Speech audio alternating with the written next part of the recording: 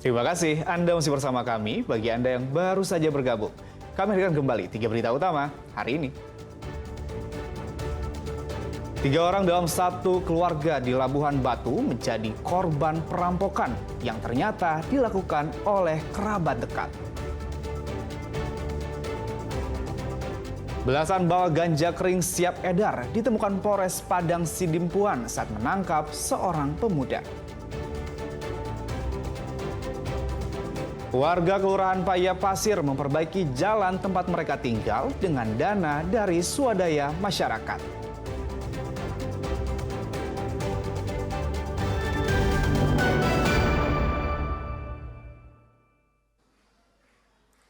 3 warga negara Bangladesh diamankan oleh petugas intelijen dan penindakan keimigrasian Tanjung Balai Asahan dari sebuah rumah di kota Tanjung Balai. Ketiga warga negara asing itu diduga merupakan korban tindak pidana perdagangan manusia yang akan dikirim ke Australia.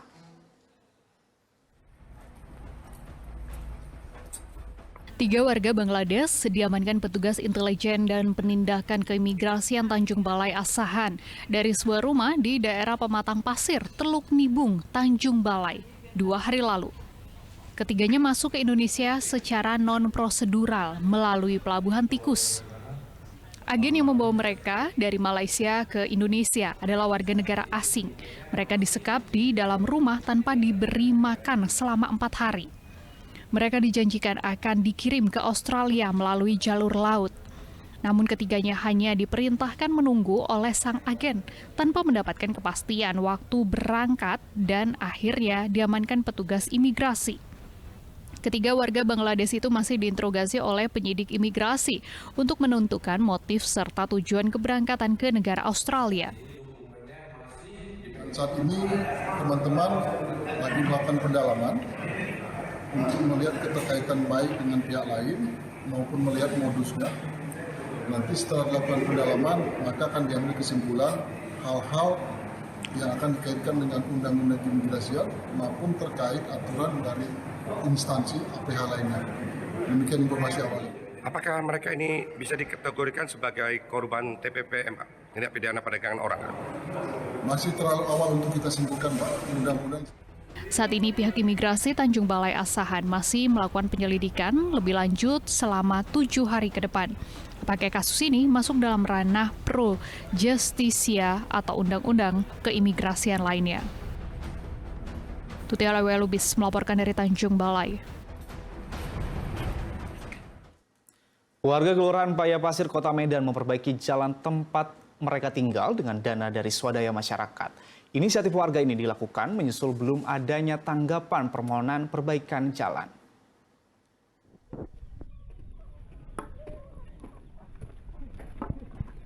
Warga lingkungan 7 Jalan Kota Cina, Kelurahan Paya Pasir, Kecamatan Medan Marelan berinisiatif memperbaiki jalan di tempat mereka tinggal. Perbaikan sepenuhnya menggunakan dana swadaya masyarakat. Pasalnya, kondisi jalan sudah rusak dan kerap terjadi banjir. Inisiatif warga dilakukan menyusul belum ditanggapinya permohonan perbaikan jalan oleh pemerintah Kota Medan sejak hampir setahun lalu. Dalam proses pengumpulan dana, warga diberikan kebebasan untuk menyumbangkan dana dengan nilai berapapun. Setelah terkumpul, kemudian warga membelanjakan bahan dengan dilanjutkan pengecoran oleh masyarakat selama sepekan. Bersepakat untuk meninggikan jalan dengan swadaya, artinya kita beli tanah beton, limbah beton yang dari Kim kita beli untuk penimbunan. Itulah swadaya masyarakat. Sementara menunggu bantuan daripada Pemko atau pemerintah setempat. Meski perbaikan belum sepenuhnya seperti yang direncanakan, namun inisiatif masyarakat setidaknya dapat mengurangi tingginya debit air saat musim penghujan tiba dan dapat menutup sebagian jalan di kawasan itu. Warga berharap pemerintah kota peduli dengan kondisi warga di lokasi tersebut. Muhammad Hamdani melaporkan dari Medan.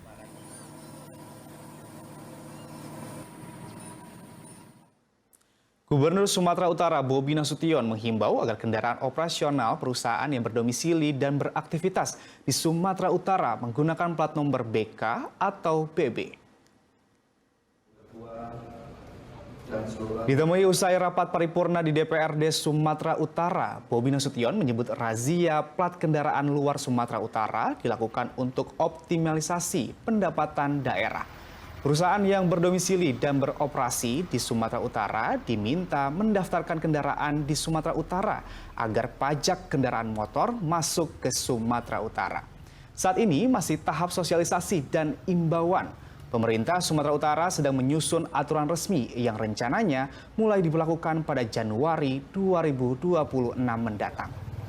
Sebelumnya, Bobi bersama jajarannya menghentikan sejumlah kendaraan yang melintas di Jalan Bukit Lawang, Langkat pada 29 September yang lalu.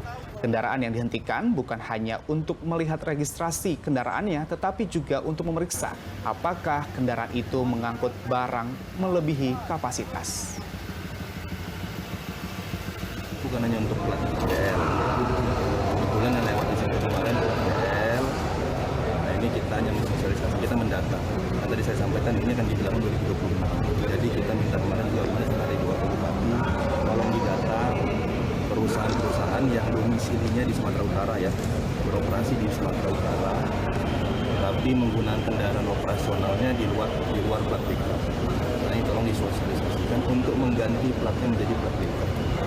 Kenapa? Karena pajak kendaraan nggak masuk. PSMS Medan gelar latihan jelang laga lanjutan kompetisi Pegadaian Championship. Mereka bersiap menghadapi Sriwijaya FC pada Sabtu mendatang.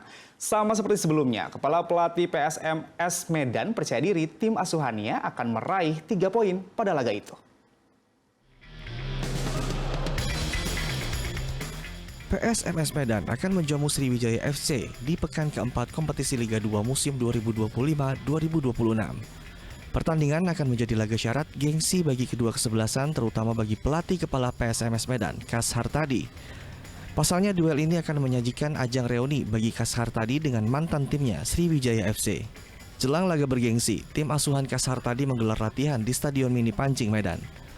Pada latihan kali ini, Kas Hartadi fokus pada kebugaran pemain sehingga para pemain siap dan dalam kondisi fit saat bertanding. Mengingat sebagian pemain PSMS Medan mengalami cedera ringan usai menaklukkan Sumsel United dengan skor 2-0. Kas Hartadi yakin anak asuhnya bisa meraih 3 poin dari Sriwijaya FC. Yang pasti kita meskipun Sriwijaya juga beberapa kali menelan kekalahan, saya pesan sama pemain jangan sampai meremehkan. Setiap pertandingan kita anggap final, itu aja. Target yang pasti di home kita harus 3 poin. PSMS Medan akan menjamu Sriwijaya pada Sabtu mendatang. Muhammad Hamdani melaporkan dari Medan.